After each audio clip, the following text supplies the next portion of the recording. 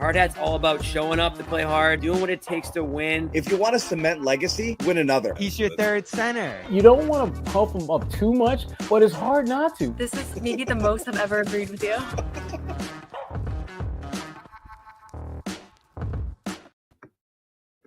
Hey, Buddy Manning here, Noa Dalzell alongside, and it's time for a Thursday edition of the Garden Report. A lot going on. Celtics traveling out west as we speak.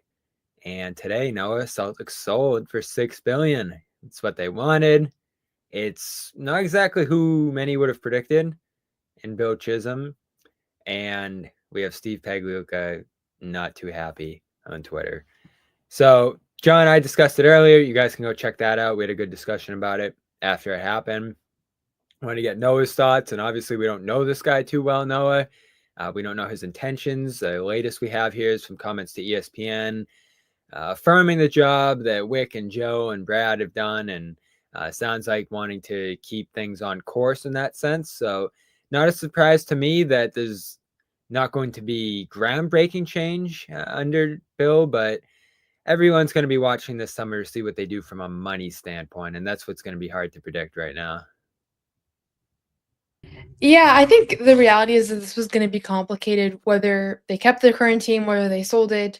And we don't really have a lot of information about this guy, except for the fact that he has good PR and said the right stuff in his initial statements. I think that, the fact that he's a Celtics fan, I don't know if he's upplaying that a little bit or if it's completely genuine, but the fact that he has ties to the area could have easily not been the case.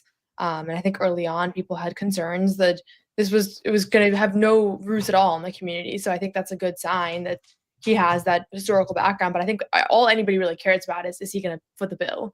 And I think at this point, we don't really have any indication either way. Yeah, encyclopedic knowledge, I think, is one of the quotes out there on him of the team's history.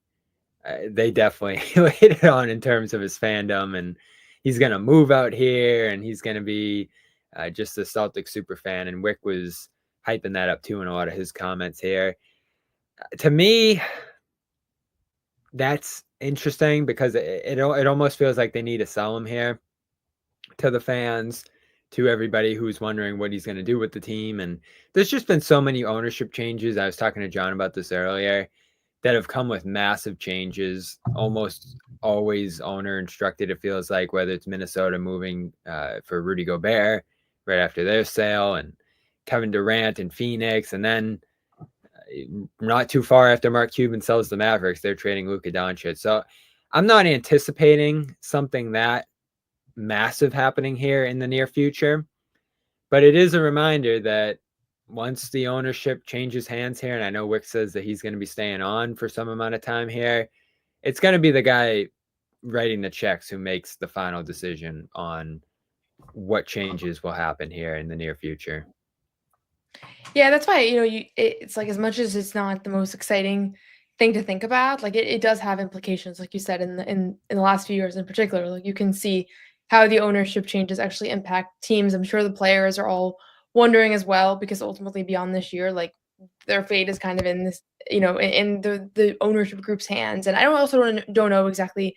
I know Wick is staying on for 3 years. It's like the governor is the current arrangement, but I think sometimes that can be overpromised as well. Like with Mark Cuban saying that he was going to be more involved and not necessarily now kind of doesn't seem like he's been involved at all. So a lot of that I think can seem one way, initially. And then when you actually kind of get in the, when things get going, all of a sudden that person doesn't really have that influence, or that, it maybe was a little bit oversold to just kind of make people feel good at the time. And everybody loves Wick, and he's going to, his tenure here was very successful, and he's going to be remembered always for the championships and, always being around and being courtside and everything.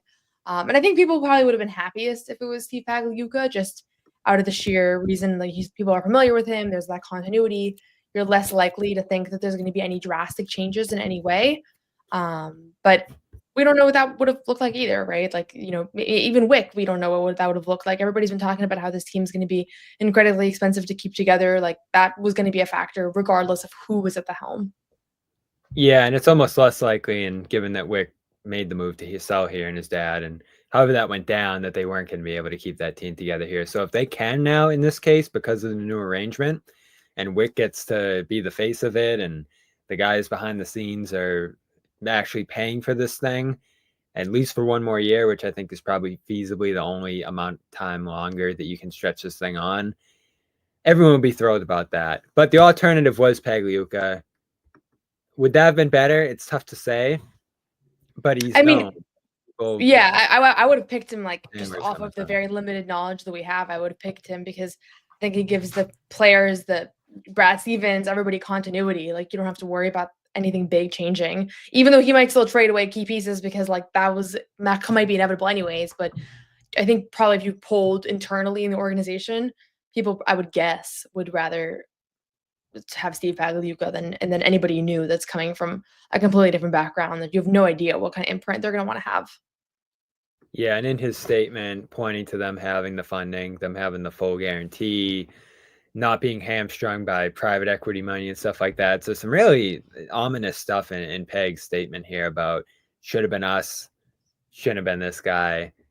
So we'll see how that plays out and what more he has to say about this. But I've been waiting for the details of this story for a long time in terms of what's held it up a little bit here, why they're selling, and how this whole process went down. Because it did stay under wraps for quite a while. And now we know that Bill Chisholm's going to be the owner into the future here. So I'm wondering when we'll hear a little more from him. He did talk to ESPN just moments ago, and there's some new details out over there. We have a post up on clnsmedia.com.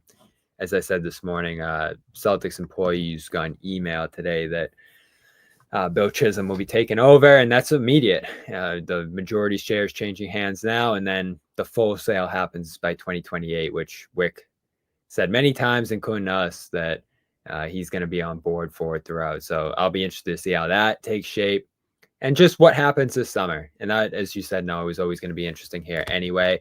We're going to get into the West Coast trip coming up as the Celtics season winds down. If you're in any of these cities, including Utah on Friday, great time to go and see this team and see some new faces that'll be involved here too. I think a lot of these games will be really accessible. And I've seen a lot of fans taking in the Celtics on the road this year because, frankly, it's expensive to go to TD Garden. So if you're in Utah, if you're in Portland on Sunday for an early game, Sacramento, I know these crowds are going to be filled with Celtics fans. And the best way to get inside there, if you are one, is Game Time. Create an account, use the code CLNS, you'll get $20 off your first purchase. Great features like all-in pricing.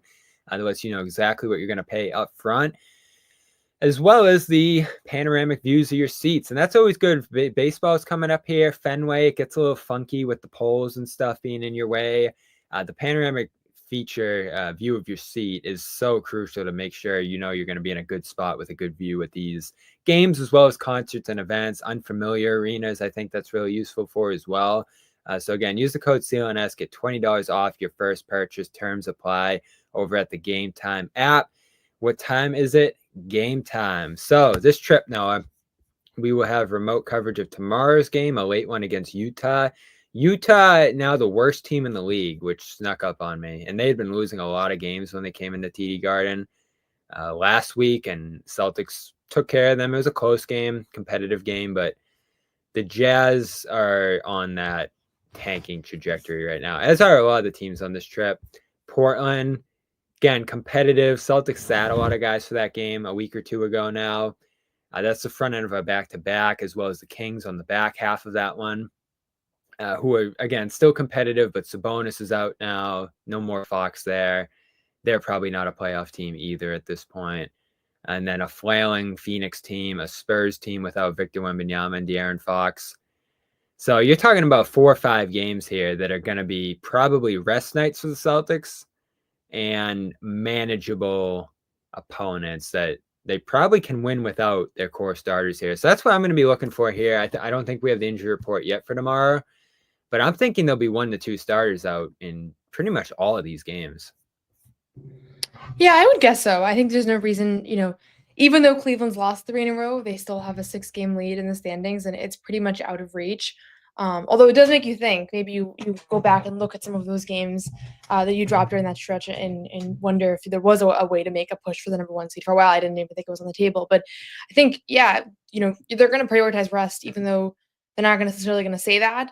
And at the same time, I think there's going to be opportunities for the younger guys to get some extended opportunities. Like we saw with Baylor Shireman the other night.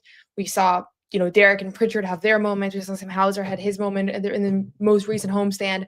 I think this road trip is going to provide a lot more of those opportunities for different guys to step up. And then for somebody like Porzingis, I think he's going to kind of work his way back into shape and back into rhythm, because even though he's produced, I think a lot of that is because of his talent and his skill level. And he's not at 100% right now. He hasn't played in a couple of weeks up until this past weekend. So I think that there's going to be him kind of working his way back into shape, the younger guys getting some opportunities to maybe have some real NBA experience, or if you're somebody like Sam Hauser, like you obviously have that experience, but he hasn't had a ton of high volume games. Maybe he gets a few of those here.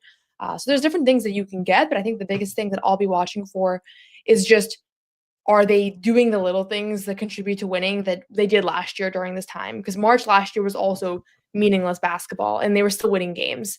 And I think that carried over to the playoffs, and it should again. Yeah, and they should be able to win almost all these games. I think there's probably 2 losses left for them, if that, during this run. And we'll see who's available for all these games on both sides. But I think they're going to be able to roll through the schedule here. I know Porzingis mentioned 13-0. I don't foresee that. Tough Knicks game down the stretch, a tough Magic game as well, and those are back-to-back as well.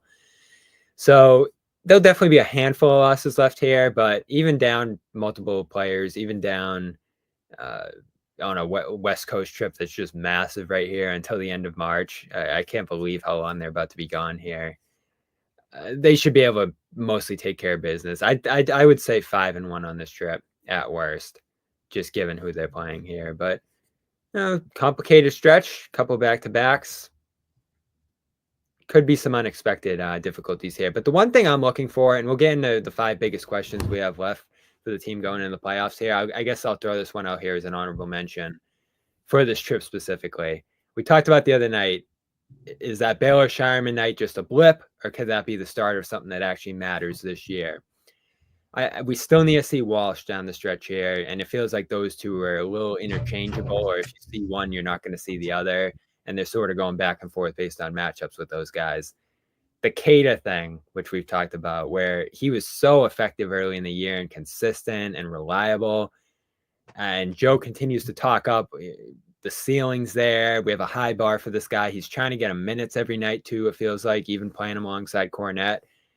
So when it comes to the guys that we don't see every night, even a Peterson, who I think can shore up his spot as the 15th roster man, when they make that decision here in a week or two, to get a guy ready for a playoff spot. Not that they're going to need him in the playoffs, but just having him in that mix. I think back to last game, how bad double big looked against Brooklyn. And if they do go up against an opponent like that in the playoffs where they can't play double big, is there any chance a Shireman, a Keita, Peterson, any one of these guys could factor into the playoffs more than we think, or that one could just kind of emerge among the others right here? Because so far this season, it feels like they just play one of those guys every night. I'd throw Torrey Craig into that mix too here, because it doesn't feel like he's fully emerged as an every night kind of guy either. Yeah, I think it's always possible. And, at the end of the day, like you people forget, but like O'Shea Brissett played a role in the conference finals, right? Like different guys get those opportunities. It might just be for one series, and it might not be incredibly meaningful, but ultimately those 40 minutes that somebody plays in a given series could be the difference, or could be really important in giving somebody else rest, even if they're just kind of neutral out there. So I expect one of those guys to at least to have one of those opportunities in a series. Right now, I would give somebody a little bit more veteran the edge, just because, like we said, I don't think Torrey Craig's looked great in his minutes since being acquired at the deadline, but it's also literally been a couple of games, and we already know that a couple of games is not enough of a sample to know how somebody can be impactful. But if he gets more of an opportunity on this road trip and kind of can play through some things, that would increase my confidence in his ability to check into a game, even once or twice in a high stakes moment, because Jaylen Brown has 5 fouls and they need somebody out there, or whatever else it is. They need another guard, or they just need an energy boost and something's not working. So there's going to be those moments. I think it's just really hard to predict who it's going to be, because it's going to be very matchup dependent, and it's going to be very much like who's feeling it that day. Maybe somebody gets an opportunity and it doesn't work, and we've already seen that. And I kind of think that happened with Torrey, where he fouled a free throw shooter at the end of the first quarter versus Oklahoma City. I think it was Isaiah Joe, and basically after that, like he kind of was out of the rotation for a few games. So could see it going a number of ways, but I think he would be my pick right now just because he has been there before. He's played NBA Finals minutes. That was brutal, the 3-point foul. And yeah, I definitely knew we weren't going to see him for a while after that one. But I still have more faith in him than any of these other guys right here. And maybe Shireman will shock me. I hate to be pessimistic about Shireman because I love him so much. And I was so high on him coming out of the draft. But again, it's just one game we're talking about here. Tough to imagine that it's going to just flow consistently from that point on through the end of the year. And he's just turned a corner here. I think there'll continue to be some ups and downs for him because most of the other games were pretty understated for him. 2 3 points, 5 of 25 3-point shooting, of course, coming into that one. I hope it's a turning point, and I do think he'll probably get opportunity in every game here on this road trip, or most of them. So I hope it turns out because he obviously has the talent level that's above the rest of these guys that we're talking about here. Let's get into it as promised. 5 questions. Biggest questions, I think, going into the playoffs for the Celtics because we're pretty much right there. One of them, of course, is who they're going to play. Probably Hawks or Magic at this point. But we'll get to that eventually during play-in week, and we'll have plenty of time to debate that. One of the questions you have, Noah, of course, he's out of the lineup right now, and we'll see if he's going to be available for tomorrow's game. But Jaylen Brown dealing with various injuries throughout the course of this season. Production down a little bit across the board this year, at least compared to last year. Is he going to be an all-NBA guy? I think he's in the mix right now because of how many guys have been eliminated due to injuries and not reaching the 65 games. I think he can only miss like 3 or 4 more games the rest of the way here. So he's also I saw that. Yeah, he's also kind of at risk here of missing that mark. But I think from what I've seen, and I haven't sketched it out completely, but he's in the mix for all NBA, despite the fact that he had a better statistical season last year and was held out. I think there have just been more injuries to top players around the league this year. What's your question / concern with him going into the playoffs? My concern is just, he missed a couple of games for this right knee injury before the All-Star break. He said it was bothering him then, and then he goes into the break, comes back, and it continues. It's still an issue. Like he's now missed 2 games in a row for that. I'm not like freaking out about it, but you can tell when he's playing that it's bothering him. There's been some clear plays where it's really impacted him. There was a late game dunk a couple of games ago where he said afterwards that it was on the jump that he actually aggravated it and he had to kind of brace his fall. But it's not a good sign to me that it's March and that he's already kind of dealing with this knee thing, unless they know exactly what it is and it's just a pain management thing or whatever. But knees just, it impacts your whole body. And he left the Nets game with lower back spasms, which could be completely unrelated, but also could very easily be related because, you're favoring one side and next thing you know, it hurts that. So I think just Jaylen is so important to this team, obviously on both ends. He was the finals MVP last year. Like, even if he's not playing at the same level that he was playing last year, he's going to need to play at a high level for them to compete and for them to win a championship, especially because I do think that there are more formidable teams in the pool than there were last year. So I just hope that whatever it is that he has is not bigger than it looks right now, and that they're kind of more taking precautionary rest days than like he literally has to miss games. The fact he played on Friday makes me feel a little better about that in Miami. Or he didn't play Miami game rather. Yeah, but then he left early. But right, like the fact if he was really bad, they would just have kept him out both of the back-to-back games for an extended stretch. And maybe he's pushing a play because of the award stuff, which is another factor here. Yeah, with these minimum amount of games you have to play here is I'm sure these guys have some say of I want to push through this, I want to play through this because I want to be available for that award thing there. So that's a tough balance for him down the stretch here, and obviously a difficult part of what they did with that new rule that you need to play an X number of games. I'm sure, with no stakes to play for here down the stretch, you'd be resting a lot more if that wasn't the case. So hope they can find a balance there. To me, bigger concern than Jaylen's the Drew stuff. And it's nice to see that it turned a corner a little bit with him over the last handful of games here. Didn't shoot great in the second Brooklyn game, but a drove of assists again after he had 12, a season high on Saturday.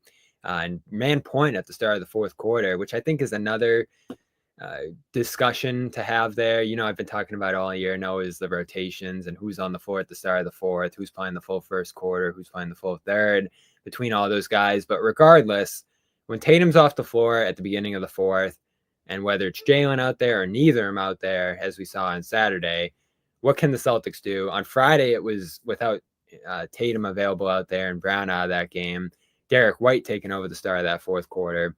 But then a day later, with Derek White resting, Drew takes over the offense. And I was looking at this number.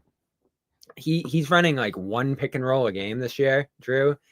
His last Bucks season, he was running 7. So it's just crazy how much his point guard duties have diminished, or the opportunities to get to do that stuff have diminished in Boston. And you see him back in that role, and he looks so comfortable. He's feeding Porzingis. He's running the show, making all these great passes. So I think they found their answer almost by accident there to some of the shooting concerns and some of the issues he's gone through offensively this year, is just put the ball in his hands a little more often. Like, you could give him 1 more pick and roll per game to try to answer some of the ways teams are ignoring him. And I hope that we're going to see that into the playoffs here, because right now, if he's just a corner 3-point shooter and that's his only job on offense, I do think that's going to impact the Celtics stretch run a little bit here. Yeah, absolutely. And I think, you know, a lot of the discussions around Drew sometimes like don't take into account exactly the fact that his opportunities are so much more limited offensively. Like it's hard to be effective in that role where you're taking a handful of shots a night, and sometimes certain people have been doing it for a long time, and Drew's been doing it for, you know, just the past 2 seasons really, because he's always been a high volume player with the ball in his hand, running the offense. And so it's been an adjustment period. And I think last year he was able to kind of almost like skip a step in the adjustment because he was so hot from 3, and especially in the corners. Like, it was kind of ridiculous how he was shooting, and it didn't align with his career numbers. And there was honestly no reason to think that he was going to be able to maintain that shooting efficiency because it was just so above his career averages.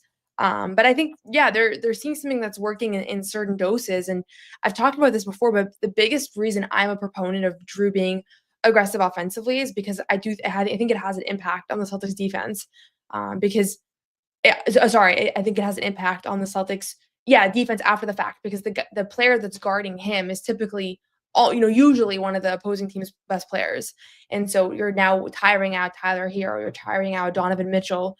I really started thinking about it during the semifinals last year against the Cavs, where we saw him be more aggressive than he had ever been in a Celtics jersey. And he kind of said it after the fact that he felt like that, part of it was that he was tiring out Donovan Mitchell, who was dealing with a bunch of injuries and how now had to defend for an entire possession. And now it's like he has to go back and also carry the offensive load. So I think just him being more active and involved offensively, it just takes the load off of other players on the team. And it makes it so that nobody can rest on the other, whoever they're facing.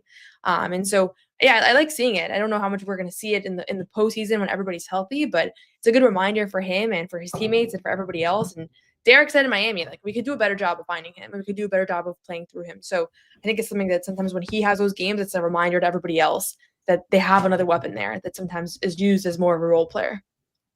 Yeah, I think that was a wake-up call for everybody there, especially after the bad game on Wednesday where the Thunder were mostly ignoring him. Brought back some of the concerns from that Grizzlies game. We'll be interested to see the Celtics against the Grizzlies again for the first time since that on this trip here, and see if they go with a similar strategy, see if it's a similar dynamic between those two. I'll ask you this one, and Drew's so important here, but it goes hand in hand with Pritchard, who's obviously the only alternative that they have in that backcourt if things aren't going well for Drew, or if Drew's hurt or whatever might happen there. I've had a few people ask me this recently, and I didn't really know how to answer it. Pritchard's been out of this world this year. He's going to win 6-man. He broke the 3-point bench record. He's done all this amazing stuff this year, and he's just emerged as a much more needed part of their offense. Like, you're relying on him to give you this stuff night in and night out. So he goes for 22 against Brooklyn, 11 against Miami, 10 the other night on 3 and 9. So, that's sort of the stuff he's been doing all year. He had the 43. He's had a lot of 20-point nights, 28 against Philly a couple weeks ago. So he's just had some of these amazing games. But then against some of the better competition recently, the Knicks, 3 points at home in that game, 6 points against Cleveland in that collapse, 3 against the Lakers in that win, 8 against Utah on 3 of 11, and he's 3 against Oklahoma rather on 3 of 10. And he's really struggled against that Oklahoma team, just like Drew has. Is there a concern with Pritchard against higher level of competition here, or maybe even the late stages of the playoffs, not becoming as much of a factor as he's been for much of this year? I think because he hasn't ever had a playoff run where he shouldered a big offensive load, like it's always a question mark of just like how is it going to translate over to that. But I'm not going off of performances in the regular season because honestly, if you look at like the Oklahoma City game, he was 2 of 9 from 3 in that one. I thought that he had great looks that he just didn't hit. I don't feel like they took him out of that game. I think if you look at some of the matchups, there are teams that have been kind of selling out on telling Tatum and Brown, like, you guys can go one-on-one and we're going to try to eliminate the role players. And I think Cleveland's been one of those where if you look across the box score for that loss, like, I don't like that offense. And it is kind of a response to the Cavs defense. But part of why he took however many shots he took 4 shots versus Cleveland is because Tatum, it was a Tatum and Brown show and they were taking good shots. But I think what stands out from those games too is those teams keep him out of the paint. I think at his best this season, he's been able to get into the paint. Yeah, at his best, he has been able to, and I think as a playmaker as well. But his scoring has come from beyond the arc, and he averages 2 drives a game this season. So, I think it's as a playmaker, like, he really benefits from being able to drive and kick, and it's good for the Celtics offense. But ultimately, like, he hasn't. I don't think there's any reason to think that he's not going to be able to hit threes, which is really what he's done best this season. He's been the Celtics' second most effective scorer this season after Luke. And I think the narrative that he hasn't been able to be effective against good teams, in my opinion, has been a little bit overblown. And if you go through the game log, I think there's multiple ways you can interpret some of the performances, but most of the time it's been higher usage games. And I think there's a couple teams, like the Lakers is one that he hasn't been able to do much against them both times. Oklahoma City is another, but that's kind of across the board. Like, that's not specific to him. I think most of the doubts that people have in his ability to compete in the playoffs stems more from the fact that he hasn't done it before than from what we've seen this year. Because it's been a little over scrutinized, where I think if he had been a part of this rotation in last year's championship run and shouldered an offensive load, nobody would have been like micromanaging or really worrying about like how many points did he have versus the Cavs versus the Knicks, that sort of thing. And I also don't think like the Knicks are a great defense. So that one, I wouldn't even put them in that category. They're physical, though. They might be bigger this time around. I don't know if they'll need Pritchard being out of this world to beat them, but it could come into play. So he's averaging 14 points a game this year. Would you pick more or less than that for Pritchard in the playoffs? I think it's usually safe to say less for everybody because scoring just goes down. So I would say probably less. Well, keep an eye on that and more over on Prize Picks as we push closer to the postseason here. And use the code CLNS over there. Check it out. A lot of great features over on Prize Picks. Even being able to combine multiple sports. And now baseball is about to get going. Hockey playoffs looming as well. There's a lot of really good stuff going on. And Prize Picks gives you a lot of options to play daily fantasy sports. It's the most accessible way to do it. As we always tell you here on the Garden Report, you just pick more or less on 2 players with their stat projections, and you have your team. And there you go. Chance to win many times your money, 1,000 times your cash over on Prize Picks. Run your game all season long over there and into the postseason. The best way to get action on sports in more than 30 states. Join 10 million users and sign up today over on Prize Picks. Again, baseball, hockey, esports, and much more. Match player projections from different sports. You can't do that over at these other places. Combine your favorite basketball players with players from baseball and all these other sports. LeBron's going to be back soon. More or less than 24 points for him in that first game back. Giannis, more or less than 35 points.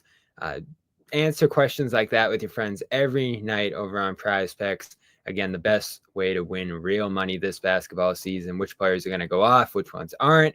Make your picks in less than 60 seconds and turn your sports takes into real money all season long over on Prize Picks, and use the code CLNS to get $50 instantly when you play your first $5 lineup. That's code CLNS, $50 instantly when you play your first $5 lineup. Prize Picks, run your game. So here's one I've been asking all season, Noah, and I've been pretty definitive in this. Do they need Porzingis to get through the playoffs, or a stretch of the playoffs, or some amount of games in the playoffs? And I actually think they need him so much this time around. And I know Horford's been capable, and he could probably fill in for a game or two here or there. Maybe he could even fill in for a whole series. I hate to understate the Horford impact, and Luke's been amazing this season as well. So I might actually be underrating their ability to get by here. But I think big picture in a big spot against some of the competition that they'll see, especially later in the playoffs, I think they're going to need Porzingis. Like, let's say they don't have him for round 1. They could win round 1. Round 2, I think it'd get dicey against the Knicks without Porzingis if that's going to be the series. Round 3, if they don't have Porzingis against Cleveland, I'd be picking Cleveland. So that's where I'm at on that. I think they're going to need Porzingis this time around.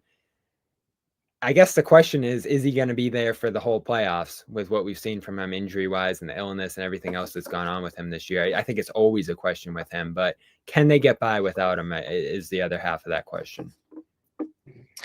I still think they can, because I think that we have seen, first of all, the Celtics play some really good basketball in his absence, almost to the point where I think people start having the conversation of like, should he come off the bench, that sort of thing.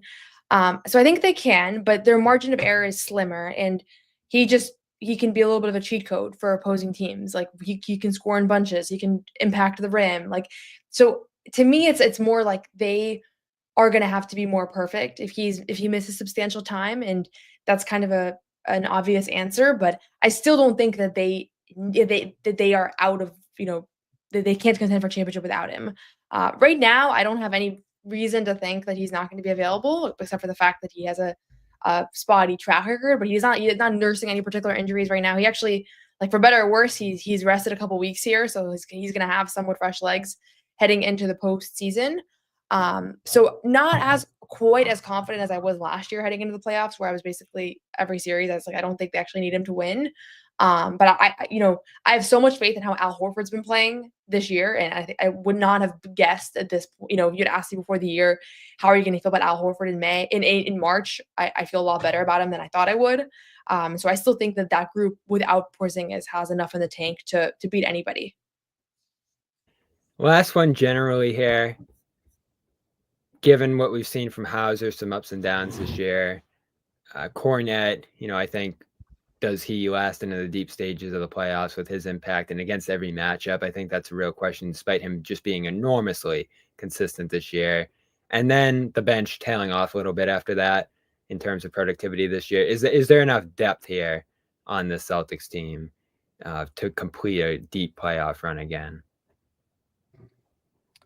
Yeah, I mean, I think their depth has been a strength because everybody knows their role, and so it's not just they're not going to be the high scoring bench. They never are, but they've been an effective unit. And between Sam, Luke, and Peyton, you have a level of continuity and chemistry that most bench units just don't have, even if they have bigger names on paper or guys that can score more consistently or whatever else it is. I think Cleveland has pretty good depth that just stands out. Like, when we've seen those two teams face off in the past, like that was notable, just like how many guys are contributing. They're not as top heavy of a team. So a lot of it's going to come down to Sam and Peyton as far as just their ability to score. And both of those guys have been pretty solid this year. I know Sam gets a lot of flack for when he's not shooting well. Nobody really wants to see him on the floor, but he is shooting. He's at 40% for the season. And I think ultimately he's as consistent as a 3-point shooter as you can possibly find if you look at his career in the NBA beforehand, all of that. So I'm not concerned about the Celtics depth, in general, but obviously any one of those guys can go cold. Al Horford was cold for the first few rounds last year in the playoffs. Sam couldn't hit anything in the conference finals. So what really, like, when people say that winning a championship comes down to some luck, like, I think it's just, you can only have so many things go wrong at once. And if it's Porzingis is out and Sam can't hit a shot and Jalen's knees bothering him, like, if all those things are compounding, you can't overcome it. But if it's one of those things, if it's just Sam can't hit a shot, or even if it's just Sam and Pritchard, but Porzingis is playing lights out, like, then I think that they can overcome things. So this is one of those teams that does have a margin of error. And so a couple different things can go wrong, and I think they can still win, but there's a limited amount, and that's what it might come down to here. It's just, is Tatum able to shoot well from beyond the arc in the postseason? Like, we haven't seen that in a few years, but that could mitigate some of these other concerns. So it's almost like, because I have a lot of faith in their ability, because they do have the ability of a lot of things to not necessarily go their way. Thanks everybody in the chat. Loving my music recommendations. I'm still trying to get Noah to listen to them. I feel good about the bench. I always have. If they're at full strength, I think that's actually a strength of theirs. And just compare it to some other teams like the Knicks. The Cavs are deeper than them. I think there's no doubt about that. And that leads us to our next question here, because they're not the answer to this question. But I do think even more than we do have to start talking about the Cavs here. Like, it's getting crazy what they're doing. It's getting very real. They have the top end talent to be able to play with you. I had Michael Scotto on last week or earlier this week, and he said 6-7 games. Like, that's what you would expect between the Celtics Cavs series at full strength. And I agree with that. I think the Cavs are going to be able to stand. I thought they could have last year if they were healthier too, stood with the Celtics for at least 6 games in that series. They're an amazing team, well coached, home court all the way down the line there. But we've talked about them a lot. So I guess they could be your answer, Noah, if you really want to go in that direction. We've talked about Oklahoma a lot, obviously, this year. But I'm just wondering, as the playoffs loom here, probably not in the East, but it could be. But more likely in the West, as we've said, it's not guaranteed that Oklahoma is going to come out of there and be your finals opponent. We saw it with Dallas last year. We weren't thinking about them at this time a year ago. Who's the team we have to start talking more about down the stretch here? And I do have one in mind. I'm wondering what you're going to say, though. In either conference, I mean, obviously Oklahoma City and Cleveland are the two teams that deservingly have gotten the most attention just because of their dominance during the regular season. I think the one that I had been considering just for looking east was Milwaukee, just because they do ultimately have two, proven all-star players. Giannis, if he's healthy and at his best, he is one of the best players in the league. So but I'm not seeing consistency from them. And I didn't like their deadline. I didn't like the Kyle Kuzma addition. Chris Middleton, to me, is just one of those guys that you don't want to see in the playoffs if he's healthy. And I felt like last year, he kind of kept them afloat when they were without their stars. So yeah, nobody really jumps at me, but I see this comment here and I'll just say, like, oh, I guess actually I kind of misread that, but I think just in general, we have no idea what could, who might shake out, who might from this point on to the end of the postseason. Like you could see anybody in the finals, right? You could see the Warriors in the finals. You could see the Lakers in the finals. Like, it is kind of a toss up. I never would have guessed that Dallas would have made it. And so there's an understanding that like the two big teams that we're talking about all the time, like I do feel like there could just be a dark horse that emerges and we'll be sitting here being like, we never even considered that group could come along. It was Indiana last year, and they're right back in that mix again. Won 6-10. They're up to 4. Yeah. That Pacers-Bucks series could be really interesting because that's who the Cavs will end up playing in the second round. And they have a little bit of a rivalry too. It's a fun. I'm happy that they're potentially slated to play each other again. Yeah, I really like how this is lining up right now. Some Celtics Knicks round 2, Pacers-Bucks round 1, a Pistons-Knicks series. As I've said since day one this year, Noah, these Pistons are going to be so much fun down the stretch. They're way better than I even imagine. And I actually won't rule out them beating the Knicks if that's how it's going to line up. Like, I'm that high on Detroit right now, even though they're inexperienced and haven't been there before. Cade would be the best player in that series. So then you're talking about a Pistons-Celtics series round 2, which I don't think anyone has on their radar right now. But I'm starting to think about it because I'm just that high on Detroit. But the team that popped into my mind when I came up with this question wasn't in the East. They're in the West, and they've won 8 of 10. They transformed their team at the deadline a couple of times, really. They tried the Schroeder thing, didn't work, moved on from him, bring in Jimmy Butler, and they won 14 out of 15 games with Butler. And that's where, despite the doubts you might have about them and how difficult it's going to be to get out of the West, like right now it would be Lakers, Warriors round 1, which would be an NBA dream, first and foremost, and amazing series, a difficult series for both teams.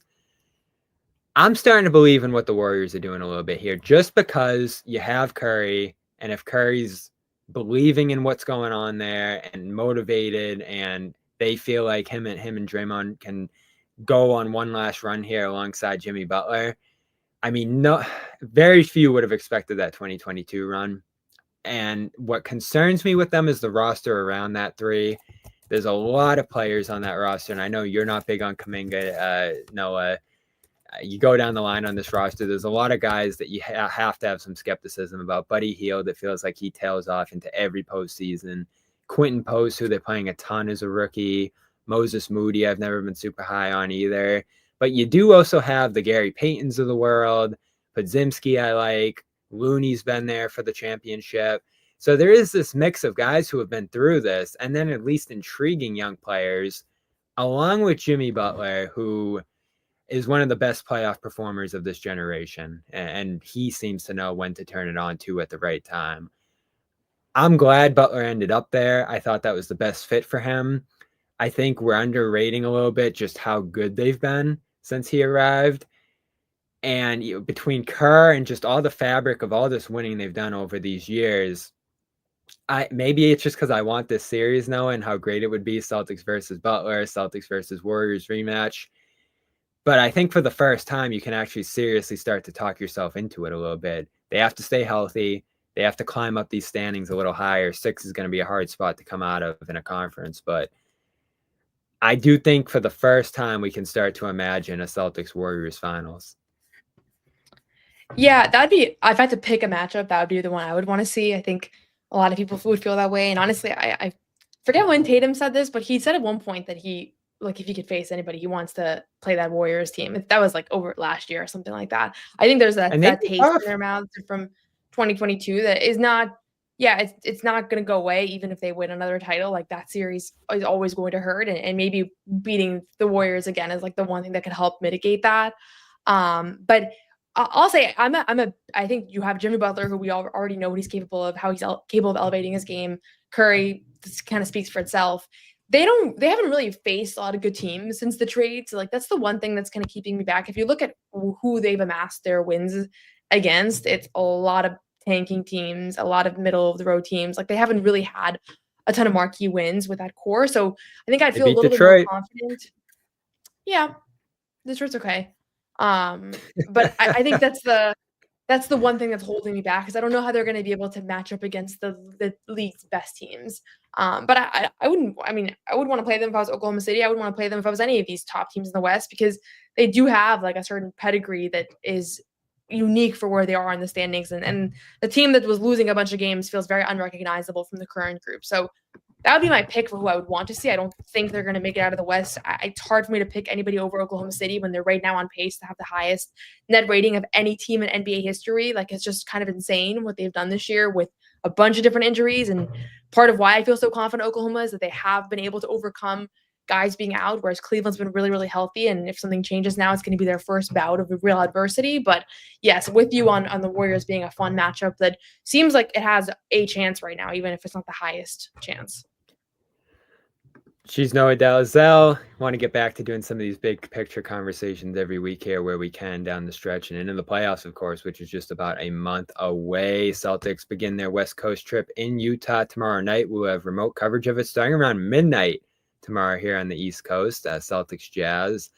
Injury report should be out very shortly here for the Celtics as well. As we mentioned earlier, probably plenty of rest coming on this trip here. Check out Noah's work over on CelticsBlog.com as well as SBNation.com. Good Pritchard article out right now, as well as more family stories coming with mothers of the Celtics during this Women's History Month. And again, congrats to Noah for jumping on the NBC broadcast the other night for their women's broadcast. And that's it for us here. We will talk to you tomorrow night live after the game. Again, if you didn't check it out earlier, John and I discussed the sale of the Celtics, which went down today, $6 billion to Bill Chisholm. Shout out to our sponsors here, Game Time, as well as Prize Picks. Use CLNS on both of those to let them know we sent you and support our coverage into the playoffs here. For Noah, I am Bobby Manning, and this has been a Thursday edition of the Garden Report. We will talk to you tomorrow. Peace.